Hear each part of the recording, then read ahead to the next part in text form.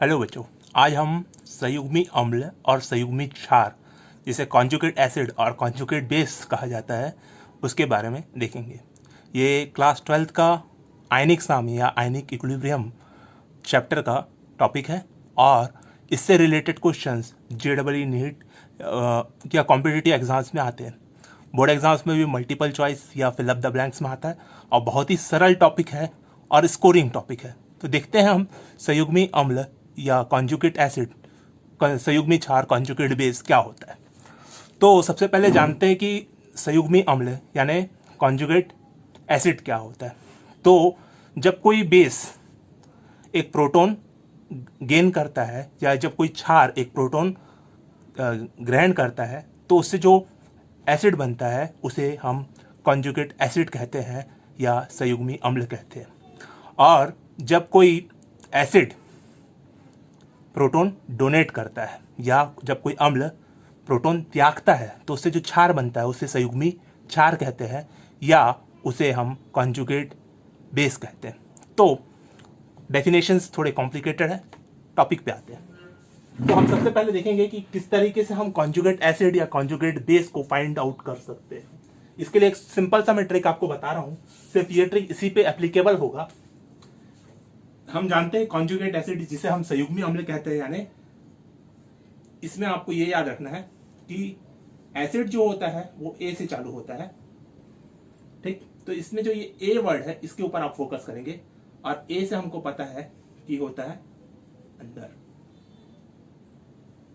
आप बस ये याद रखिए, जब हमको किसी भी चीज का कॉन्जुगेट एसिड फाइंड करना होगा तो हमें ए याद रखना है या संयुग्मी अम्ल याद जब ज्ञात करना रहेगा तो उसका अंदर याद रखना है। उसी तरह से कॉन्जुगेट बेस या संयुग्मी क्षार का हमको ये याद रखना पड़ेगा कि क्षार यानी होता है बेस और बी से होता है बाहर, बी से होता है बाहर।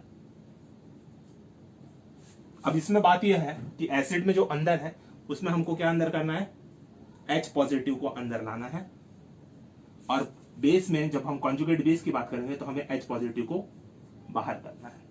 तो यहां पे कुछ एग्जांपल्स लिखे हुए हैं, इसके हम कॉन्जुगेट एसिड्स और कॉन्जुगेट बेस फाइंड करते हैं। तो जो हम लेफ्ट साइड में निकालेंगे वो कॉन्जुगेट एसिड होगा और जो राइट साइड में निकालेंगे वो कॉन्जुगेट बेस होगा। तो जैसे ये क्वेश्चन है HSO4 का कॉन्जुगेट एसिड या संयुग्मी अम्ल ज्ञात करें, तो इसका अम्ल ज्ञात करना है। अम्ल यानी मैंने बताया एसिड, एसिड में यानी क्या करना है, अंदर करना है क्या, H पॉजिटिव। तो इसमें आप एक H ऐड करेंगे तो ये एक H ऐड करेंगे तो ये हो जाएगा H2SO4, क्योंकि एक H प्लस ऐड हो रहा है तो ऊपर का माइनस हट जाएगा।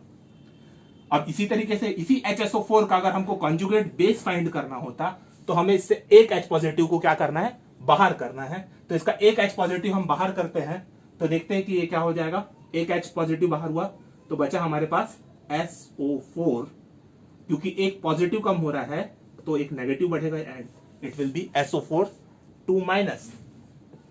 वैसे ही NH3 का देखते हैं कॉन्जुगेट एसिड क्या होगा या संयुग्मी अम्ल क्या होगा। अम्ल ज्ञात करना है या एसिड ज्ञात करना है, कॉन्जुगेट एसिड, तो H पॉजिटिव अंदर करना है तो इसमें एक H पॉजिटिव डाले तो ये हो जाएगा NH4 पॉजिटिव, क्योंकि एक H प्लस ऐड कर दे। और वही कॉन्जुगेट बेस फाइंड करना होता तो एक H पॉजिटिव कम करेंगे तो ये हो जाएगा NH2 माइनस, क्योंकि एक H हमने यहां से कम किया है तो ये NH2 माइनस हो जाएगा। सिमिलरली H2PO4 माइनस का हम निकाल के देखते हैं। इसका कॉन्जुगेट एसिड फाइंड करना रहेगा तो हम इससे एक H पॉजिटिव, तो ये हो जाएगा H3PO4। उसी तरीके से H2PO4 माइनस का जब हमको कॉन्जुगेट बेस फाइंड करना रहेगा या संयुग्मी क्षार, तो इसके हम एक H बाहर करेंगे तो ये हो जाएगा HPO4, एक पॉजिटिव कम होगा तो एक नेगेटिव बढ़ेगा तो ये HPO4 2 माइनस हो जाएगा। सिमिलरली HCO3 माइनस का हमको कॉन्जुगेट एसिड या संयुग्मी अम्ल ज्ञात करना है तो हम इससे एक H ऐड करेंगे तो ये हो जाएगा H2CO3।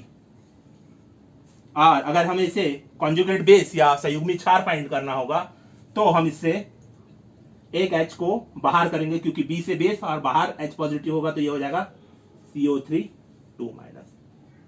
तो आपने देखा कितना आसान है ये एसिड, कॉन्जुगेट एसिड और कॉन्जुगेट बेस फाइंड करना।